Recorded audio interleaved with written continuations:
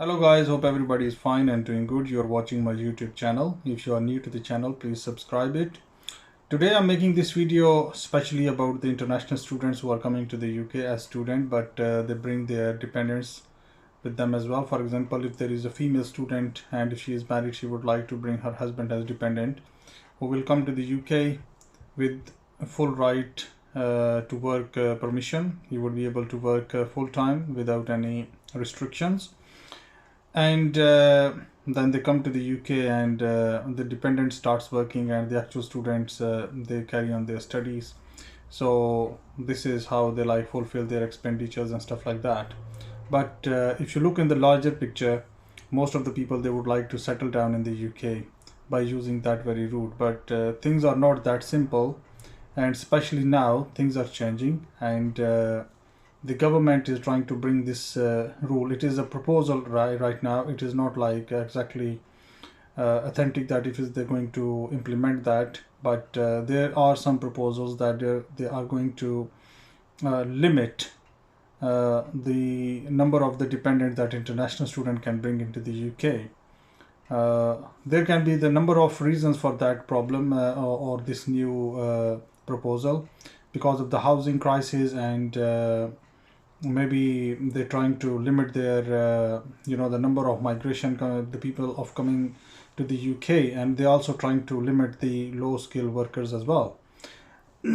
But apart from this, in current situation, like I live in the UK from many years, but now things are quite a lot very hard. And if you do not get any help, any support from the government, like if you are unable to have access to the benefit system or free NHS, so in that case you will have a lot of troubles financially if you are coming as especially international student.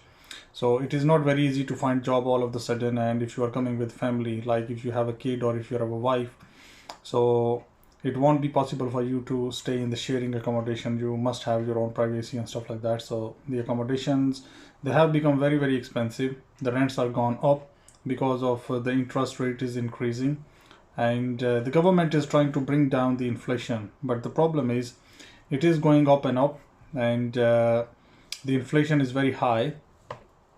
If you go to buy the food and the other daily household stuff, or if you buy a car, if you want to put fuel in your car, so everything is going expensive. So in that situation, if you do not get any support, any help from the government, and if you are not entitled to have access to the public funds or benefit system, it is because it is very difficult for you to survive in the UK. So if you have this mindset that okay, we will go abroad as a student, so I would suggest you guys try to choose either Canada, Australia, New Zealand, America, those big countries. New Zealand is a small country, but the number of people going there is a very less, so you will have more opportunities and things are quite easy over there to settle down. If you come to the UK, you will have to pay a lot of money in your like in your fees and other like household expenditures and stuff like that. Even after you complete your degree, you won't be able to live in this country. Like they won't give you PR straight away, so you have to get the PSW, then you have to apply for the sponsorship. If you get the sponsor, then I think you will have to stay 10 years legal in this country, then you would be able to apply for indefinite leave to remain. While if you go to Australia, they will give you so many like lenient opportunities, and if you have the course for 2 years, you can get TR 4 years, 3 years, 5 years, and you can take your time and finish your degree with the peace of mind, and you know that they're going to give you PR after that degree. Or if your child gets 10 years old, you will get PR. But apart from these things, apart from the immigration rules, the inflation is not that high in those countries, and job opportunities, there are so many job opportunities, because in the UK you see there are like thousands international students, they are coming and they're bringing their dependents as well. So when dependents come in this country, they get like full-time work permission. So in that way, the job opportunities, they are squeezing. Before, I have many friends, they have like businesses, cosmetic shops or mobile shops. So they usually tell me that in these days especially, that 10, 15, 20, 30 people every day come to their shop and they are looking for part-time job or full-time job.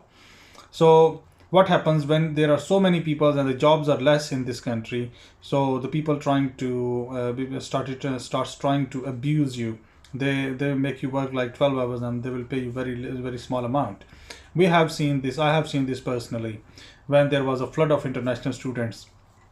So Asian people, businessmen in the UK, they are settled here, so they try to hire you. They don't actually hire you, just they try to abuse you. You work with them about 12 hours and they pay you hardly about 35-40 pounds, and you will have to work quite very hard in under those people. So in this situation, what will happen that if there are so many people coming and everybody is looking for the job, if you are one of those people, you will get squeezed. Your finances will get squeezed, and you will be forced to live in miserable conditions. You will not be able to have a good accommodation. You will not be able to have good food. You won't be able to afford good clothing, and you will definitely going to struggle to pay the fee for the college and universities. So think about these things before you make your way to the UK. It is easy to come to the UK, but it is very difficult to survive in the UK. So think about it. Thank you.